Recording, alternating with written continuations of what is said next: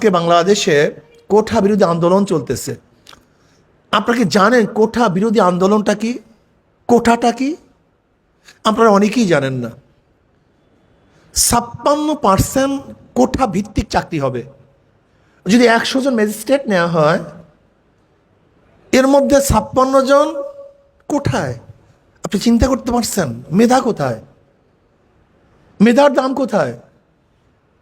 আর সেই 56 জন যে কোঠায় যাবে, কি অবস্থা? অবস্থাটা কি? আজকে দেখেছেন পত্রিকা এসছে, বিভিন্ন রিপোর্টের মধ্যে আসছে, একজন মুক্তিযোদ্ধা তার সন্তান হলো 1 জন 2 জন, কিন্তু তার সন্তান দাবি করছে 7 জন। আজকে পত্রিকায় দেখেন মোট 9 জন, 7 আর 2 9, 2 জন অরিজিনাল আর 2 জন মুক্তিযোদ্ধা কোঠায়। মুক্তিযুদ্ধ কোঠায় বোঝেন না? যেরকম মুক্তিযুদ্ধ কোঠায় চাকরি দেওয়া যায়, মুক্তিযুদ্ধ কোঠায় ছেলেও নেওয়া যায়। আমি যা দেখলাম আর কি, সন্তান না হইলেও মুক্তিযোদ্ধা কোঠায় সন্তান জন্মগ্রহণ করানো যায়। এ খুব দারুণ মজার ব্যাপার।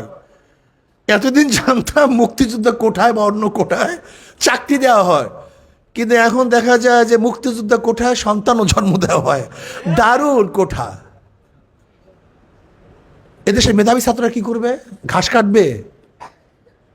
তারা কি ঘাস কাটবে? আমাকে বলুন তো। একটা ক্লাসের মধ্যে মনে করেন কতজন মেধাবী থাকে? গোল্ডেন এ প্লাস কতজন পায়? গোটা বাংলাদেশে যে পরীক্ষার্থী ছাত্ররা, এর মধ্যে ফার্স্ট ক্লাস ফার্স্ট কতজন হয়? 1 জন। আগে যখন এই সিস্টেমের পরীক্ষা ছিল, এখন গোল্ডেন এ প্লাস 100 মার্কস কতজনে পায় বাংলাদেশে? আমাকে বলুন তো। 95% মার্কস কতজনে পায়?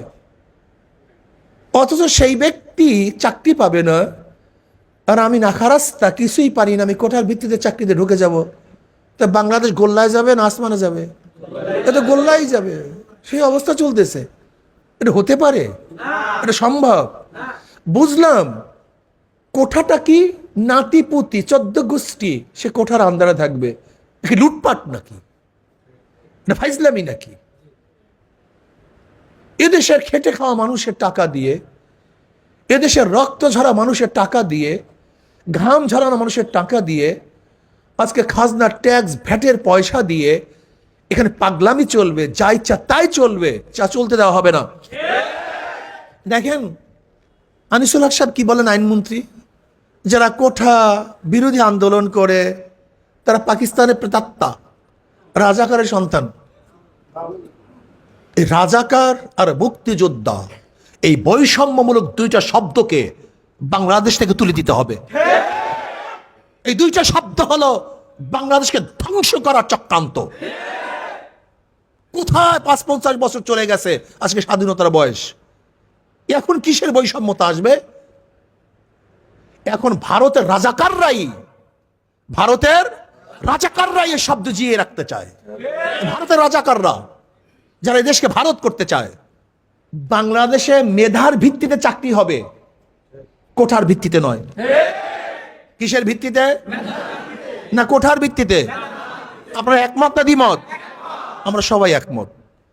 কাজী যারা কোঠা বিরোধী আন্দোলন করছে, আমরা তাদের সাথে সম্পূর্ণ একত্রিত ঘোষণা করছি। কি করছি ভাই? যদি তাদের উপরে অন্যায়, অবিচার, জুলুম করা হয়, তাহলে বাংলাদেশের প্রত্যেকটা নাগরিক ঐক্যবদ্ধভাবে এই কোঠা বিরোধী আন্দোলনে ঝাঁপিয়ে পড়বে ইনশাআল্লাহ। এই কোঠার পক্ষে আওয়ামী লীগ কেন? এটা হলো তার পেটুয়া বানিয়ে পাহানা পাড়ার জন্য, পেটুয়া বাহিনী পানার জন্য ভালো একটা পদ্ধতি। বন্দুকটা রাখতে চায় কার কাঁধে? হাইকোর্টের উপরে, বিচারালয়ের উপরে। আরে ভাই, বিচারপতি স্পষ্ট বলিয়ে দিয়েছেন এটা আমাদের কাজ না, সংসদের কাজ, সরকারের কাজ। সরকার আইন প্রণয়ন করতে পারে। আপনাকে জানেন সংসদ এবং বিচারালয়ের মধ্যে পার্থক্যটা কি? এটা আমরা অনেকেই জানি না। সংসদ আইন প্রণয়ন করে আর বিচারালয় সেটা বাস্তবায়ন করে। সংসদ আইন প্রণয়ন করে, সুপ্রিম কোর্ট, হাইকোর্ট আইনের ব্যাখ্যা প্রদান করে। কথাটা বুঝাতে পারিনি। কিন্তু নতুন আইন করার তো ক্ষমতা হাইকোর্টের নাই। হাইকোর্ট ব্যাখ্যা দিবে, আইন অনুযায়ী চলবে, আইন অনুযায়ী বিচার করবে। যদি কোনো ব্যাখ্যার প্রয়োজন হয় সেটা সুপ্রিম কোর্ট, হাইকোর্ট ব্যাখ্যা দিবে। কিন্তু নতুন আইন প্রণয়ন কে করবে? সংসদ করবে। কোন আইন বাতিল কে করবে? সংসদ করবে। এর কাজ তো সরকারের, এটা তো হাইকোর্টের কাজ না। কাজী সরকার যে হাইকোর্টের উপরে বন্দুক রাখার চেষ্টা করতেছে, এদেশের জনগণ এত পাগল না, এত জাহেল না। তুমি যা বলবা তাই শুনবে না। আমরা চাই এটা বিচারালয়ের কোনো কাজই না, এটা সম্পূর্ণ সরকারের কাজ। কাজে সরকারকে বলবো, ছাত্ররা যে ন্যায্য দাবি করছে, ওরা কি দাবি করছে? মেধার ভিত্তিতে, পরীক্ষার ভিত্তিতে চাকরি হবে। এটা তো আমিও চাই, আপনিও চান।